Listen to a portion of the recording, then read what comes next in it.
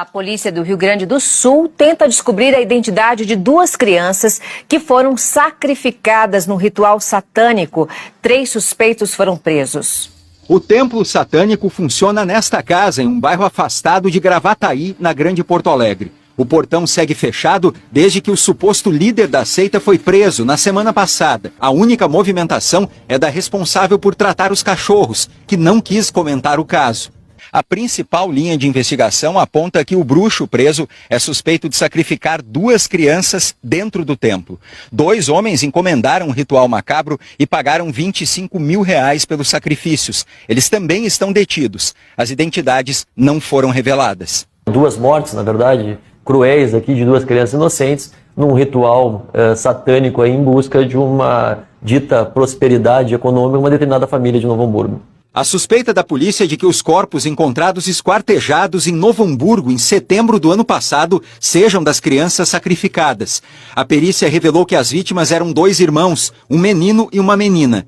Sem identificação nos cadastros brasileiros, uma das hipóteses é de que as crianças sejam argentinas e tenham sido trazidas por um argentino discípulo do bruxo. O próximo passo é exatamente esse, é tentar identificar quem são essas crianças, né? De onde pode ter ocorrido esse desaparecimento ou esse sequestro. As investigações continuam para localizar. É real que a Madonna é ocultista? Não só ocultista, ela é uma irmã nossa, ela é uma maga brilhante, uma cabalista excepcional desde os anos 90, tá? Ela já se pronunciou sobre isso inúmeras vezes, em entrevistas, em depoimentos, não sei qual que é a surpresa de vocês. Dentro da nossa tradição salomônica, cabalística, ela é chamada de Esther. Ela foi consagrada ainda nos anos 90 como Esther. Ela nem gosta que nós do meio chamemos ela de Madonna. Para nós ela é Esther. Esther em referência à própria deusa Ishtar da Mesopotâmia e também porque na Kabbalah, na cultura judaica, no idioma hebraico, Esther significa estrela. Nas suas artes, nas suas expressões artísticas, Madonna sempre traz uma referência a um arquétipo de uma divindade feminina da Mesopotâmia. Essa, por exemplo, diretamente relacionada com Ishtar. Ela sempre está usando também a sua Kut Hashani, a sua pulseira vermelha aqui no pulso esquerdo. Bom, até alguns anos atrás, né, quando eu acompanhava a vida dela, ela não fazia shows aos sábados por conta da energia do Shabbat, desse dia, uma energia, um dia sagrado para nós. E ela está sempre visitando o Kabbalah Century, né? Ela, inclusive, é uma das patrocinadoras, das incentivadoras ali do projeto. Eu já tive a oportunidade de assistir aulas do rabino cabalista dela, que é o Philip Berg. Genial. Realmente. Ela tem um símbolo sagrado para nós, tatuado no seu pulso, que é Etz Haim, a árvore da vida, né? Da Kabbalah, desde a Kabbalah loriânica. Um símbolo de muita energia, de muita sabedoria espiritual, tem as 10 sefirot, e ela aparece em algumas apresentações tampando o olho esquerdo, como muitos artistas, né, que vocês levam para teorias da conspiração, né? A gente tampa muito o olho esquerdo, os artistas também, existem alguns rituais que nós também tampamos o olho esquerdo, porque o olho esquerdo é Ain Hara, o olho mau, o olho da má inclinação. Então, geralmente ela tampa, até com tapa-olhos, é bem presente isso na comunicação artística dela. Ela brinca muito com o ocultismo nas suas músicas, às vezes até de forma pejorativa. Ela tem uma música chamada Illuminati, onde ela faz essa brincadeira com a ignorância das pessoas que não entendem muito do assunto. E ela é um ser humano formidável, incrível, com muita energia espiritual. E não, gente, somos esotéricos, não temos nada a ver com satanismo, inclusive eu processo quem me associa com satanismo, hein? Fica a dica aí para quem vai compartilhar o vídeo. Então ela é super do bem, tem uma presença magnânima e é super esotérica. Quisera eu ter a oportunidade de entrevistá-la, faria perguntas mais inteligentes. Saudações a quem vai curtir o show da Esther, Madonna, e até a próxima. No Velho Testamento não tem diabo. Já pensou nisso? Que não tem diabo? É mesmo. Então, se é para castigar o povo egípcio, é Deus mesmo que castiga. Sim. Mas no Novo Testamento, Deus é tão bom, tão bom, Teve tão que bom fazer o contraponto. Para castigar você precisa de um diabo. Pois é. A construção desse diabo no Novo Testamento, ela é inspirada na cultura persa, que tem Ormuz e Ahriman. Tinha um Deus bom e um Deus ruim, que é o maniqueísmo. Ela é inspirada naquele caldeirão cultural, quando Jesus chega. Naquela época, os judeus já tinham saído do Egito, já tinham passado pela Babilônia, já tinham sido libertos pelos persas, estavam sob o jugo do romano. Os romanos falavam ali, então, falavam latim, falava grego. Na Babilônia se falava aramaico, diz que Jesus falava aramaico, que era a linguagem do povo. E a raiz judaica fala o hebraico. Era um caldeirão cultural muito grande. Então, Deus e o diabo, ele é ressignificado no Novo Testamento numa colcha de retalhos de muitos valores. E esse diabo, ele é inventado, ele é criado. Lúcifer não existe na Bíblia. Lúcifer tem uma passagem que fala de Nabucodonosor, que diz como você caiu, estrela da manhã. E aí São Jerônimo escreve a Vulgata. Quando ele traduz a Vulgata, ele coloca lá: a luz da manhã, o mais iluminado é Lúcifer. Isso não é um alguém, isso é uma maneira de se referir a alguma coisa, né? Então, esse diabão, ele foi criado por uma ideologia religiosa política de conversão. Porque aquela igreja, ela é parceira do Estado, é uma igreja romana. Roma está dominando. Tem que criar algum castigador, né, para isso. E esse castigador, ele entra com uma ferramenta ideológica de controlar o povo. É o medo, né? Gerar o medo para controle, né? Você está dominando muitos povos que pensam diferente. Aí você dá uma ideologia de terror para todo mundo ficar obediente. E se não tiver obediente, manda uma inquisição para lá. Sim. É uma ferramenta antiga. Então, hoje, na mente de muitas pessoas, ainda existe uma inquisição. Sim. É sobre isso. E se a gente está num país onde há um racismo religioso, um preconceito em razão da etnia, da origem africana ou de influência africana nas pessoas, então quem mais sofre esse preconceito hoje são as tradições que têm uma influência afro. Olá, bom dia, tudo bem? Aqui quem vos fala é Oliveira. Irei continuar com a leitura da Escola Sabatina, o Grande Conflito. Hoje é dia 31 de maio de 2024. Deve ser agora por volta de 7h10 da manhã, desse dia chuvoso, nublado. O estudo eu parei ontem, na segunda-feira. E hoje eu vou começar a leitura na terça-feira, 28 de maio. A Escola Sabatina, né? Do Grupo Adventista. A Escola Sabatina. Você querendo comprar, vai no Google, pega o telefone da Casa Publicadora Brasileira, CPB, Casa Publicadora Brasileira. E lá você faz o pedido. O seu cartãozinho de crédito pode assinar até por 1 ano. Tá certo?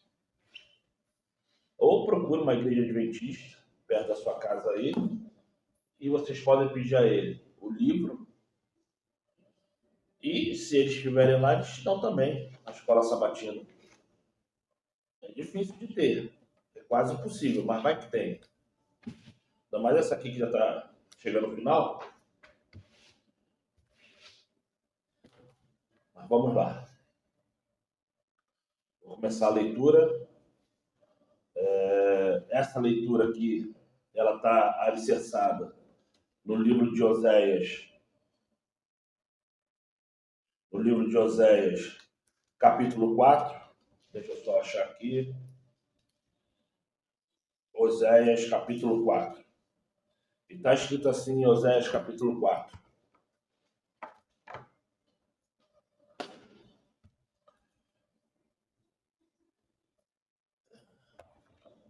Está escrito assim: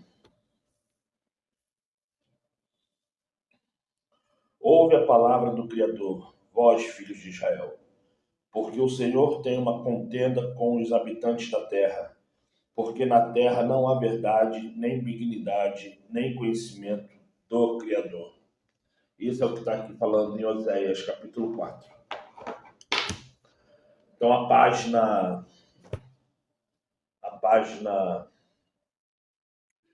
66 está alicerçado em cima de Oséias, capítulo 4. E a literatura começa assim: sábado e a lei. Sábado e a lei.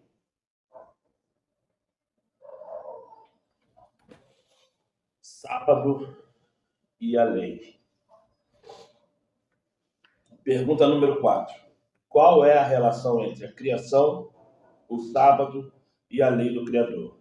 Vamos lá em Apocalipse capítulo 14. Mas antes, vamos orar?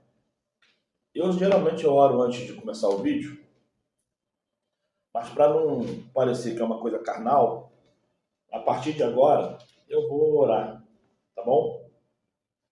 Então vamos lá, vamos orar.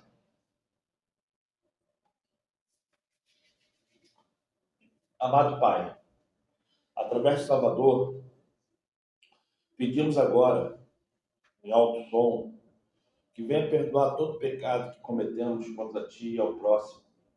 Nos ensine cada vez mais a sermos melhores e que através do Teu Espírito Santo, Pai, nos convença e nos ensine. Obrigado, Pai. Também estenda minhas orações para meus filhos, filhas, netos e netas, Pai. Não sei o que eles estão fazendo agora, não sei o que está acontecendo, mas eu creio que Tu o guardastes. Aonde estiver agora, minhas filhas, meus filhos, minhas netas, meus netos, põe anjos acampando ao redor e eu te peço, preencha-os cada um com Teu Espírito Santo, fazendo cada um deles enxergar o quão bom é de servir. Obrigado, Pai. Assim seja, eu te peço através do Salvador, assim seja. Então, gente, vamos lá. A pergunta está assim. Qual é a relação entre a criação, o sábado e a lei do Criador? Aí está pedindo para buscar em Apocalipse 14, 6. Vamos ler? E vi outro anjo voar pelo meio do céu e tinha o evangelho eterno, para o proclamar aos que habitam sobre a terra e a toda a nação, tribo, língua e povo. Ontem, quando eu li domingo e segunda, sábado, domingo e segunda, eu já tinha explicado que o evangelho eterno não é Marcos, Lucas, João, Pedro, Apocalipse, Gênesis, não. O evangelho eterno é a proclamação da lei. A lei ela vai ser proclamada dia e noite, embora a Bíblia fala que lá não haverá noite. Mas é forma de explicar para você entender. E para você que não quer acreditar nisso, é só você entender o que aconteceu no Jardim do Éden e o que aconteceu antes do planeta existir. Antes do planeta existir, para Satanás ser julgado como um ser corrupto, e ainda que corrompia os outros, tinha que existir um parâmetro, tinha que existir uma lei. E quando Satanás, lá no Jardim do Éden, abordou a Eva, ela fez Adão perder a salvação junto com ela. A Eva fez Adão perder a salvação junto com ela porque ela quebrou a lei. Então, quando se fala do Evangelho Eterno, aqui está falando sobre a proclamação da lei, porque isso aí vai ser uma coisa que nunca será esquecida.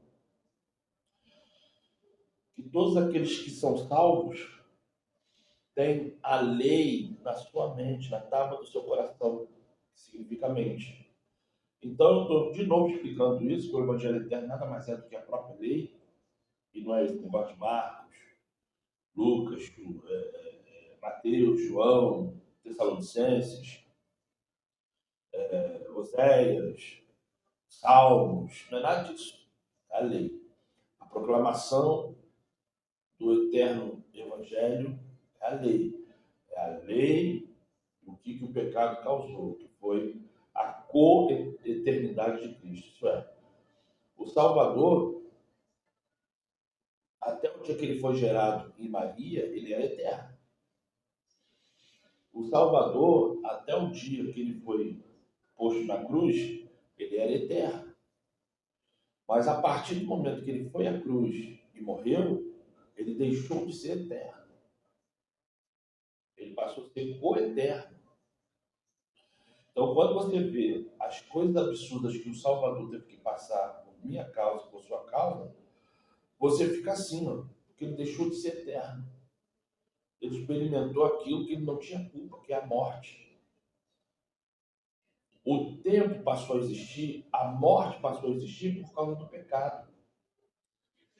Então, quando você fala que Cristo ele morreu por causa do pecado, é porque ele passou a ser pecador.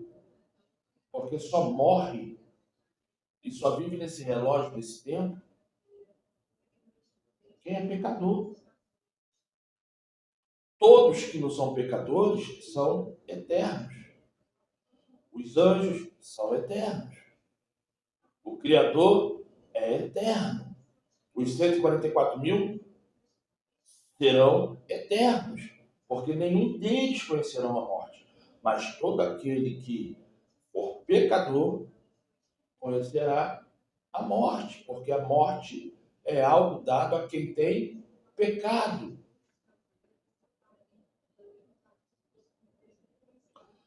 É uma matemática difícil de raciocinar, mas a relação é essa. Ele não é mais eterno, ele foi eterno, ele deixou de ser eterno a partir do momento que ele morreu. Por isso que quando você fala que ele é Deus, Deus, Deus, isso é um paganismo, porque o Criador ele é eterno. Ele não é coeterno. Não há pecado no Criador. E Cristo se fez pecador. A Bíblia fala que ele vai ser o nosso ancião. Ele vai ser o nosso sumo sacerdote. É ele que vai ministrar o templo celestial para os salvos. Agora, por que escreveram que ele é Deus na Bíblia, como tem algumas Bíblias que citam que ele é Deus? Não sei. Até porque nenhum apóstolo seria louco de quebrar o segundo mandamento.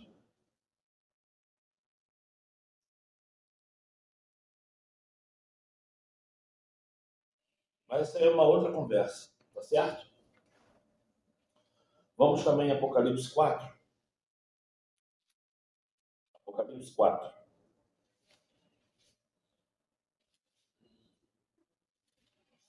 Apocalipse 4. Versículo 11. Versículo 11. E fala assim: digno és, o Criador, de receber glória e honra e poder, porque tu criaste todas as coisas e por tua vontade são e foram criadas. Digno és o Criador de receber toda a majestade. Glória, já expliquei também no vídeo passado, que é uma formalização pagã de uma deusa grega. E também significa rosto, tá? Glória significa rosto, face. Vamos em Gênesis capítulo 2. Vamos lá, Gênesis capítulo 2.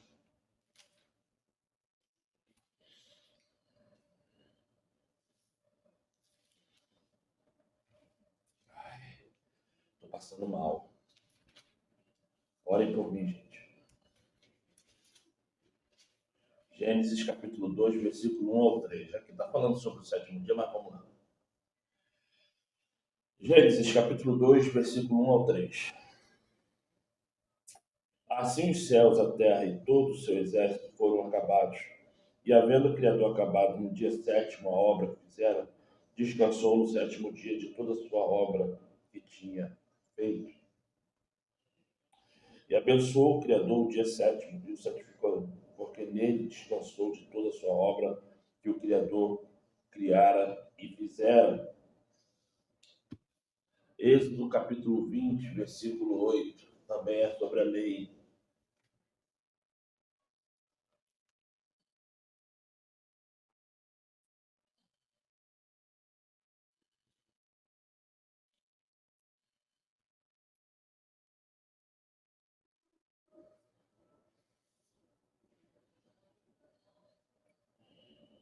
Êxodo capítulo 20, versículo 8 em diante.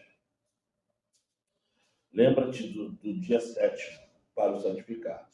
6 dias trabalharás e farás toda a tua obra. Mas o 7º dia é o dia do descanso, o dia do Criador. Não farás nenhuma obra, nem tu, nem teu filho, nem tua filha, nem o teu servo, nem a tua serva, nem o teu animal, nem o teu estrangeiro que está dentro das tuas portas, porque em 6 dias fez o Criador os céus, a terra, o mar, e tudo que neles há, e ao 7º dia descansou. Portanto, abençoou o Criador o dia 7º e o santificou.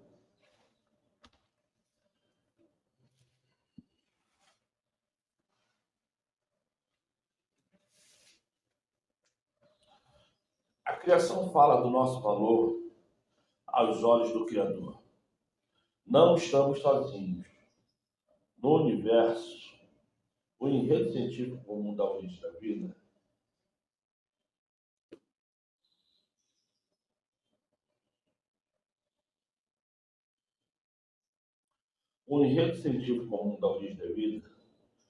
reivindicado pela mídia e pela cultura popular, apresenta uma visão incompatível com o relato bíblico em todos os sentidos.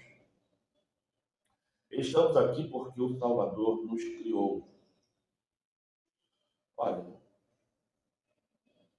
é triste eu ter que ler isso, mas o Salvador não me criou nada, quem me criou foi o Criador. Mas vamos lá. Ele é digno de nossa adoração, não apenas porque nos criou. Não, o Salvador não me criou nada, quem me criou foi o Criador. Mas também porque nos redimiu. Criação e redenção estão no centro de toda a verdade, de toda a verdadeira adoração. Portanto, o 7º dia é vital para entender o plano da salvação. O 7º dia fala de cuidado de um Criador e do amor de um Redentor. No fim da semana da criação, o Criador descansou na beleza, majestade do mundo que havia feito. Ele também descansou como um exemplo para nós. O sábado é uma pausa semanal para louvar aqueles que nos fez. Ao adorarmos no sábado, abrimos o coração para receber a bênção especial que ele colocou apenas nesse dia e em nenhum outro dia. O sábado aponta para o Criador que nos amou demais, para nos abandonar quando nós afastamos de seu propósito para nós. É um símbolo eterno do descanso nele, um sinal especial de lealdade ao Criador. Ezequiel capítulo 20. Vamos lá? Ezequiel capítulo 20.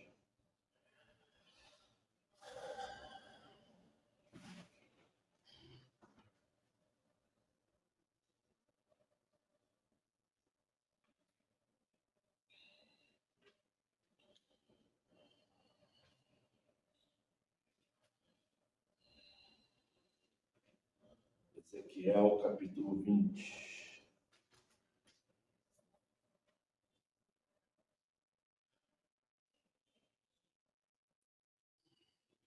Versículo 12 ao 20. Fala também sobre a lei. Eu não sei se minha voz está baixa, mas fala sobre a lei. Vamos lá. Ezequiel capítulo 20, versículo 12 ao 20. 12 em diante.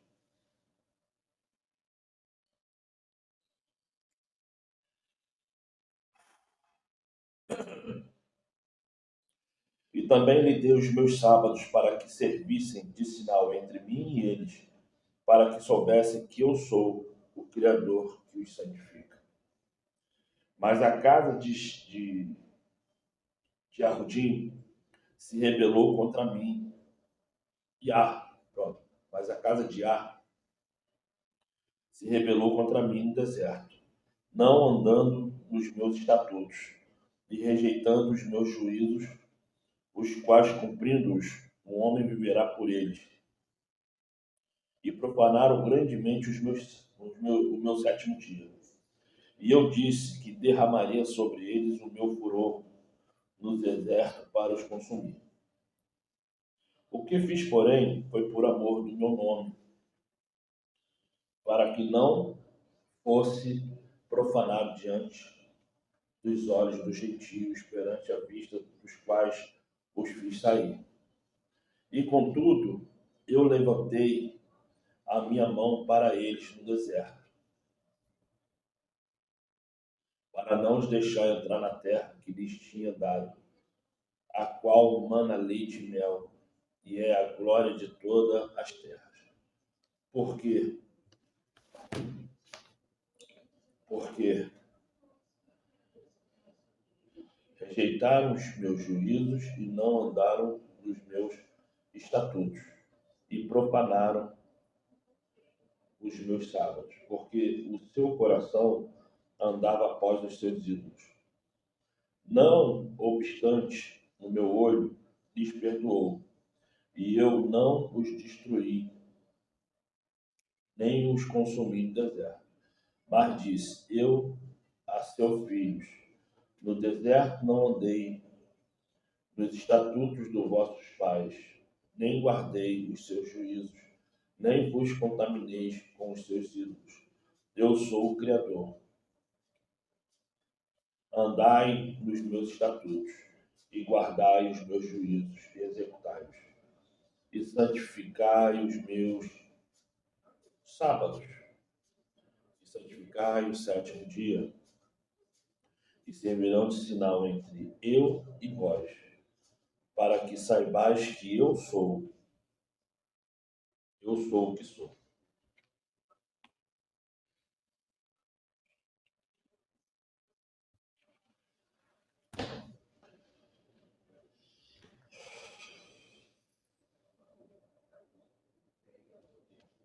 Eu vou só ler esse livro de terça-feira aqui, que eu não estou muito bem não, vou tomar meu remédio. E talvez eu vá no médico ali para ver o que está acontecendo. Vamos lá. É um símbolo de descanso, não de obras, da graça, não do legalismo, de segurança, não de condenação, de dependência, para a salvação, não de nós mesmos. O descanso do sétimo dia é o descanso nos braços daquele que nos criou, nos redimiu e voltará para nos buscar. Olha, a igreja adventista cada vez mais está trinitariana, a igreja adventista cada vez mais ela está se igualando, se comparando às igrejas da Assembleia de Deus, Nova Vida, Universal. Ela quer, de qualquer maneira, ser reconhecida pela Igreja Católica. Por isso que a maçonaria entrou em peso na igreja adventista. É uma pena eu ler isso aqui. É uma pena, é um horror.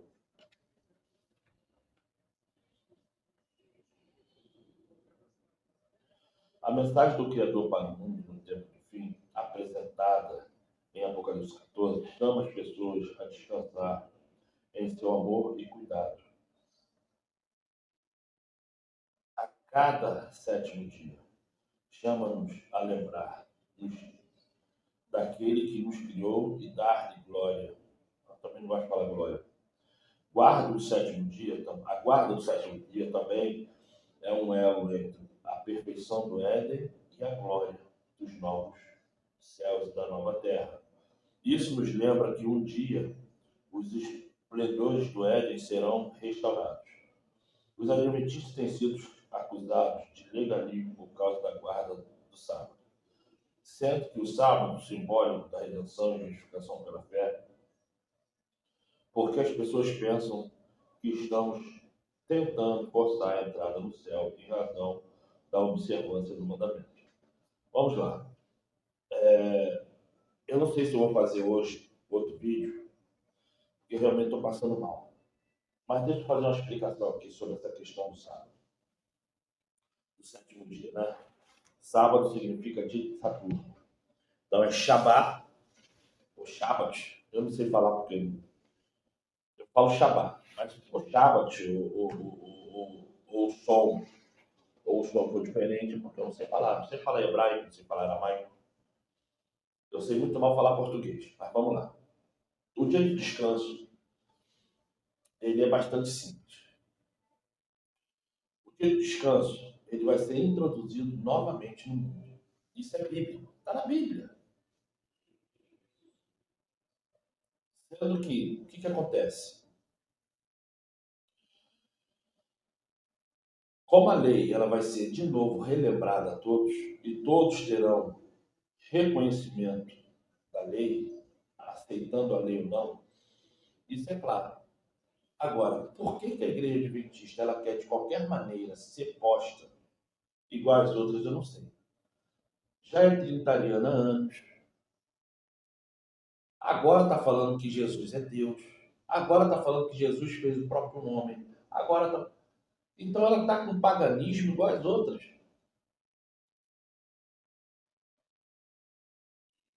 E quando você fala isso, as pessoas não aceitam. Elas não conseguem observar que a igreja adventista não é mais diferente. Está igual. Está igual a católica. Está igual a Assembleia de Deus. Está igual a Nova Vida. Está igual a Testemunho de Jeová. Está igual. Está igual.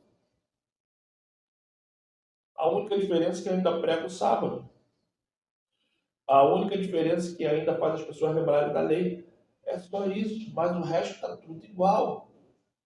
Dia de sábado, na igreja adventista, você vê festa de tudo.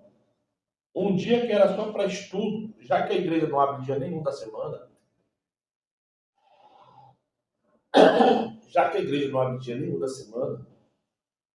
lá era para começar às 8 da manhã, acabar meio-dia, só de estudo e pregação. Mas aí inventam festa de escoteiro, dia das mães, dia da mulher, dia do homem, dia disso, dia daquilo. No sábado.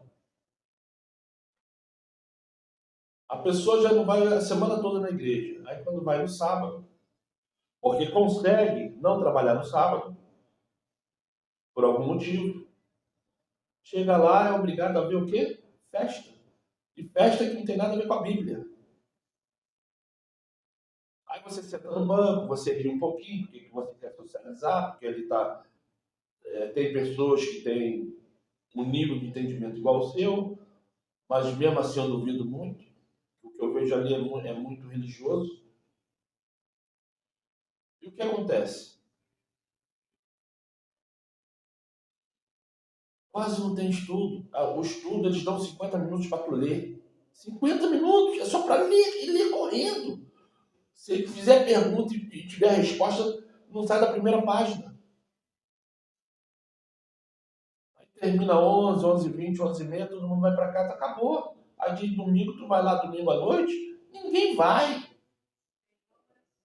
Já entrou numa rotina, o adventista já entrou numa rotina tão ridícula, que eles esqueceram do corpo.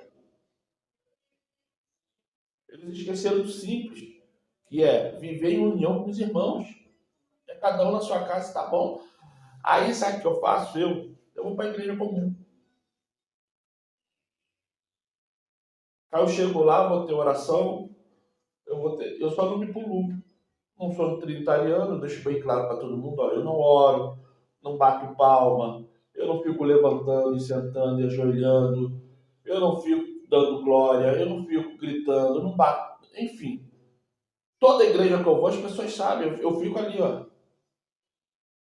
Eu não faço.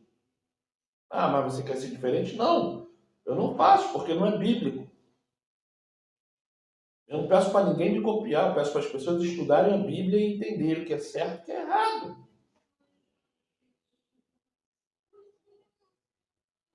Eu estou com 49 anos, estou cheio de problemas de saúde.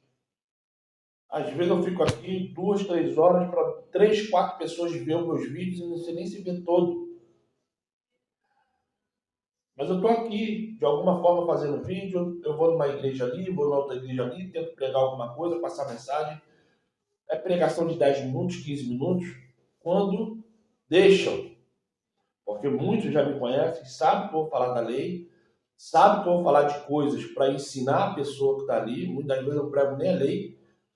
Eu faço a pessoa entender que tem algo de errado e ela tem que consertar o que está errado. E não deixa eu pregar. Por quê? Porque a mensagem tem que ser uma mensagem assim, ó. Eu jogo no ar e aquela pessoa que acha que é para ela a mensagem, ela pega. Se não for para ela, vai passar pro lado. Porque ninguém quer abrir a Bíblia e ensinar. Porque a Bíblia só ensina uma coisa, de Gênesis a Apocalipse. Quem tu és? Qual é o teu caráter? Quer mudar? A Bíblia te ajuda. Não quer mudar? Ela te condena. É só isso. A Bíblia fala só de caráter. A Bíblia fala de mudança.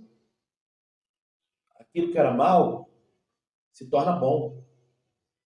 E aquilo que se achava bom, vai observar, vai entender que é mal. A Bíblia é isso. A Bíblia é isso. É simples, só que ninguém quer enxergar. As pessoas querem só acreditar que viver naquele mundinho idiota, de chegar, sentar o bumbum na cadeira, ficar ali 2 horas cantando, 3 horas cantando, 4 horas dentro da igreja cantando, para daqui a pouquinho 10 minutos de pregação e todo mundo ir embora. Isso quando tem pregação, porque o cara lá lê uma coisa da Bíblia e ele sai falando um monte de coisa que não tem nada a ver com o que ele leu.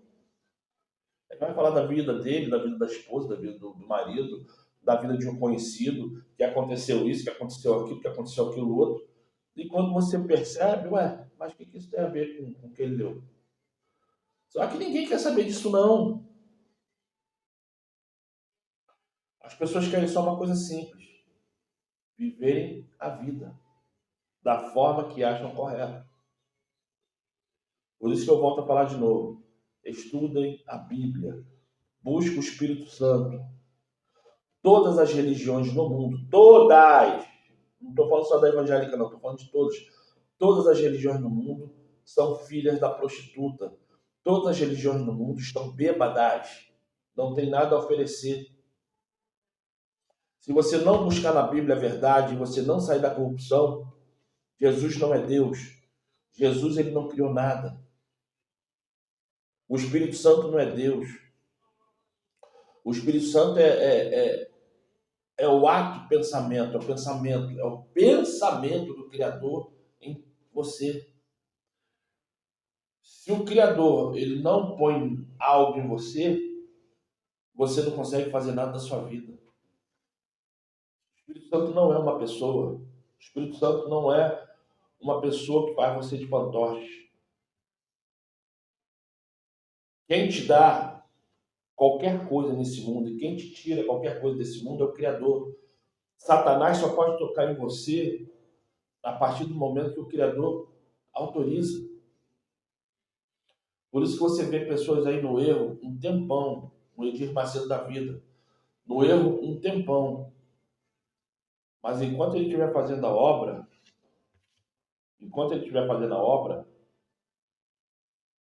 por causa de muitos que estão ali dentro orando, se convertendo, toda essa coisa errada que você vê a Igreja Universal fazendo, não vai ser derrubada ao chão. Da mesma forma das outras igrejas. Porque ali existem pessoas sinceras, pessoas que oram, pessoas que buscam. É igual ontem eu falando, que eu acabei cortando, falando sobre a obesidade que eu tenho, e acabei esquecendo de falar. Ontem eu falei o seguinte, que as pessoas perdem a salvação por causa de um cigarro, por causa de um copo de cerveja, por causa de uma cocaína, de um êxtase, da maconha. Porque as pessoas não querem mudar o comportamento. Basta elas pararem, basta elas entenderem, eu preciso de ajuda. Eu preciso de ajuda. Eu vou ao médico. Eu vou mesmo. Eu estava muito pior do que eu estou hoje. Eu estava até sem poder andar. Hoje eu já ando, hoje já subo um monte, hoje eu já consigo fazer muitas coisas que eu não fazia, porque eu estava muito doente. Fisicamente e mentalmente. Mas não é doente de maluco, não. Eu estava extremamente estressado, eu estava extremamente nervoso, eu estava extremamente com a pressão alterada, eu estava até mais magro, eu estava com 120 quilos, hoje estou com 145. Não é nem pela obesidade. Só que hoje eu estou assim porque o meu combate é outro. Não é mais a pressão, não é mais as dores no corpo, porque graças ao bom criador eu consegui tratar tudo isso. E agora é a vez da obesidade, eu vou cuidar. Porque quando a pessoa quer, ela para. Quando a pessoa quer, ela para de fumar. Quando a pessoa quer, ela para de cheirar. Quando a pessoa quer, ela para de beber. Quando a pessoa quer, ela deixa de ser homossexual. Tem um homem aí na internet, eu não sei o nome do cara não, eu não vai ficar olhando nisso não, porque me dá uma agonia de ver o sofrimento dessas pessoas. Ele se diz pastor. Ele era homossexual, assumido mesmo, parece que ele tinha peito, tinha tudo. Botou silicone, botou tudo, só não fez a operação para tirar o pênis. E ele se converteu e hoje você olha para ele, tudo é um homem, só que às vezes ele ainda dá uns trejeitos, fala fininho. Porque é o que ele falou, não se muda de um dia para o outro, são anos de luta, são anos de você olhando para o espelho e falando assim, não quero ser isso. E ele ajuda muitos homossexuais a sair dessa vida. E muitos estão se convertendo. Mulheres param de ser lésbicas, homens param de ser gays. E eu fico assim olhando que cada um tem uma obra na vida. Cada um tem uma obra na vida. Quando a pessoa se dispõe a ajudar o outro, o Espírito Santo te dá a obra certa. A minha obra é falar da lei. A minha obra é fazer as pessoas enxergarem o paganismo que há dentro das igrejas evangélicas, dentro da Testemunha de Jeová, dentro da Adventista Sétimo Dia. A minha obra é essa, é uma obra muito ruim, muito dura, porque as pessoas que estão lá dentro tiram você como maluco. As pessoas olham, veem que eu não sou um cara que tem posse, aí mesmo que me reduz mais ainda. Por quê? Porque a maçonaria, o paganismo, é uma coisa muito cruel. E é isso. É isso que as pessoas não entendem. Eu te peço, vou terminar por aqui, eu te peço. Se inscreva no canal, compartilhe e dê um like, tá bom? Vamos orar? Amado Pai, hoje, sexta-feira, dia 31 de maio, peço bênçãos sem medidas para mim e para essa pessoa que está vendo o vídeo até agora. Eu te peço, Pai, abençoa-nos através de Salvador e perdoe todo e qualquer pecado que cometemos contra Ti e nosso próximo. Obrigado, Pai, por tudo. Assim seja, muito obrigado, assim seja. Gente, dentro de algumas horas o sábado vai vir. Para aqueles que podem, vai amanhã numa igreja adventista, converse lá com alguém pedindo o grande comprido para ler, pergunta como é que faz para pedir a escola sabatina. Mesmo que você não frequente a adventista para a escola sabatina, você vai ter um material para você estudar em casa, para você ler, para você entender. Faz um pagamento via cartão de crédito para você receber um ano inteiro de escola sabatina. Esse aqui é o livro gigante, porque como eu uso óculos, a letra é bem grande. Aí eu acabo comprando assim grandona, mas tem a revista comum, pequenininha, tá? É isso aí, gente. Sejam abençoados.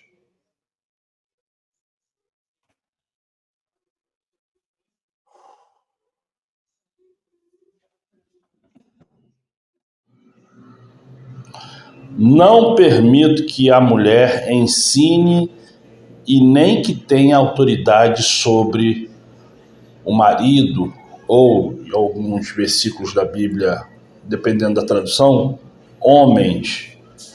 Lembrando que toda mulher, como qualquer criança, como qualquer idoso, como qualquer homem, a obrigação dela é de pregar o evangelho, mas a autoridade e ensinar dentro da igreja evangélica, católica, muçulmana, Testemunho de Jeová, Adventista Sétimo Dia ou qualquer outra que tenha a Bíblia como base, não pode, é proibido. Entendam isso, vocês mulheres.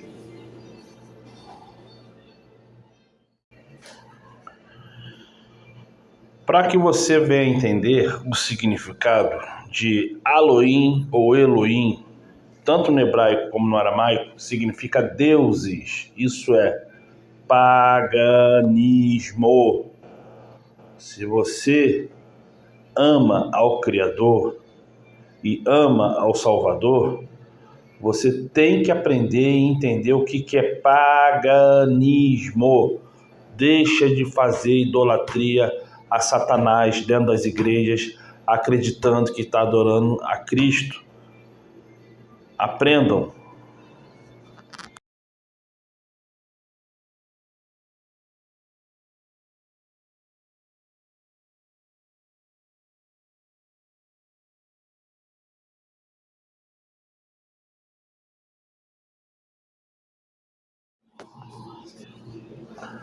A palavra em aramaico, siríaco ou assírio é assim, como você fala Deus, Aloho, e o restante não sei ler. Mas aprenda que nem tudo que a Igreja Católica põe na Bíblia é para você acreditar e querer falar. Estude mais. É isso aí.